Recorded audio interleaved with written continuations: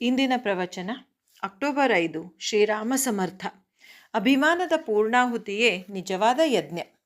ನೀರಿನ ಬಣ್ಣ ಯಾವುದು ಎಂದು ಕೇಳಿದರೆ ಏನು ಹೇಳಲಾಗುತ್ತದೆ? ಭಗವಂತನೂ ಇದರಂತೆಯೇ ಇರುತ್ತಾನೆ. ನೀವು ನೋಡಿದಂತೆ ಅವನು ಕಾಣಿಸುತ್ತಾನೆ. ನಮ್ಮಲ್ಲಿಯ ವಿಕಾರಗಳಿಂದಲೇ ಅವನು ನಮಗೆ ವಿಕೃತನಾಗಿ ಕಾಣಿಸುತ್ತಾನೆ.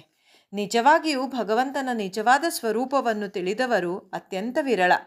ಯಾರಲ್ಲಿ ವಿಕಾರಗಳು ಎಷ್ಟು ಕಡಿಮೆಯೋ ಅವರಿಗೆ ಭಗವಂತನ ಅನುಭವ ಅಷ್ಟು ಹೆಚ್ಚಿಗೆ ಇರುತ್ತದೆ. ಒಬ್ಬನೇ ರಾಮನು ನಾಲ್ಕೂ ಕಡೆಗೆ ಹೇಗೆ ತುಂಬಿರುತ್ತಾನೆ ಎಂದು ಕೇಳುವುದು ಭ್ರಮೆಯಾಗಿರುತ್ತದೆ. ಎಲ್ಲ ಅವತಾರಗಳು ಒಬ್ಬ ಭಗವಂತನವುಗಳೇ ಆಗಿರುತ್ತವೆ. ನಾರಾಯಣನು ಬಾಲ್ಯದ ಅವತಾರವಾಗಿರುತ್ತಾನೆ, ಏಕೆಂದರೆ ಅವನು ಎಲ್ಲರಿಗೂ ಆದಿಯಾಗಿರುತ್ತಾನೆ. ರಾಮನು ತಾರುಣ್ಯದ ಅವತಾರವಾಗಿರುತ್ತಾನೆ, ಹಾಗೂ ಕೃಷ್ಣನು ವಾರ್ಧಕ್ಯದ ಅವತಾರವೆಂದು ತಿಳಿಯಬೇಕು.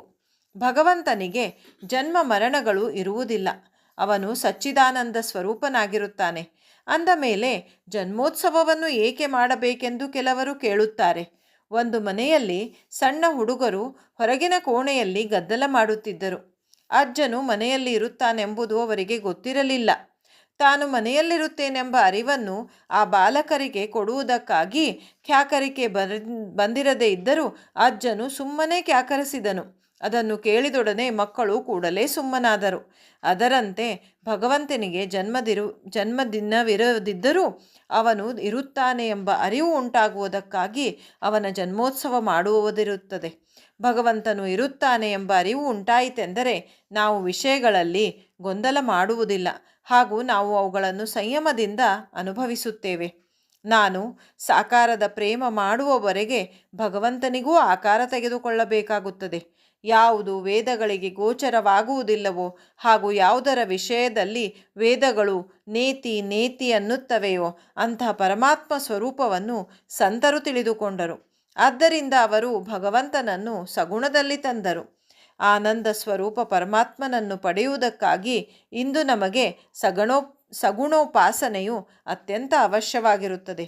ಮನುಷ್ಯನಿಗೆ ಯಾವುದು ಹಿತಕರವಾಗಿರುತ್ತದೆಯೋ ಅದು ಶಾಂತ ಹಾಗೂ ಆನಂದ ಸ್ವರೂಪವಾಗಿರಬೇಕು. ಸತ್ಯ ಸ್ವರೂಪದ ಪ್ರಾಪ್ತಿಯಾಗದ ಹೊರತು ಅದು ಲಭ್ಯವಾಗುವುದಿಲ್ಲ. ಆದ್ದರಿಂದ ಭಗವಂತನ ಪ್ರಾಪ್ತಿ ಮಾಡಿಕೊಳ್ಳಬೇಕು. ವಿದ್ವತ್ತು ಅಭಿಮಾನವನ್ನುಂಟು ಮಾಡುತ್ತದೆ. ಆದ್ದರಿಂದ ವಿದ್ವತ್ತು ಹಾಗೂ ಭಗವಂತನ ನಿಷ್ಠೆ ಒಂದೇ ಕಡೆಗೆ ಸಿಗುವುದು ಕಠಿಣವಿರುತ್ತದೆ. ಅಹಂಭಾವದ ಹಾಗೂ ಅಭಿಮಾನದ ಪೂರ್ಣಾಹುತಿ ಕೊಡುವುದು ನಿಜವಾದ ಯಜ್ಞವಾಗಿರುತ್ತದೆ.